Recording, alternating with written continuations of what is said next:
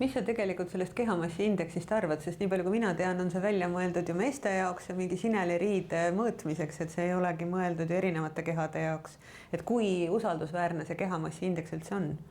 Just, ta annab meile kindlasti infot, aga kui me võtame puhtalt seda kehamassi indeksit, siis me saame endale kohe väga palju probleemseid sportlasi, kellel justkui tundub, et kehamassi indeks on väga kõrge ja nad peaksid hakkama kaalu langetama. Neil on lihtsalt palju lihaseid. Just nimelt. Ja siin me räägime nüüd keharasva protsendist. Ma arvan, et normaalne inimene, kes trenni ei tee, ma ei tea, iga nädal 4, 5, 6 korda, kindlasti ei pea muretsema selle pärast, et tal liiga palju lihaseid on. Aga see jutt ja, et kehamassi indeks ei ole kuidagi täpne, ei olegi, aga enamus inimeste jaoks, normaalsete inimeste jaoks on see piisavalt täpne, et sulle näidata, et sa ei ole normaalkaalus.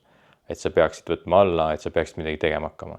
Ja tegelikult sa ei pea isegi mingit kehamassi indeksit vaatama selleks, et lihtsalt minna peegli ette, vaadata endale otsa. Ja kui sa näed, et sul on ilmselgelt liiga palju pekki, liiga palju rasva, siis sul ei ole vaja teada, mis su kehamassi indeks on, sest sa tead, et sa oled ülekaalus.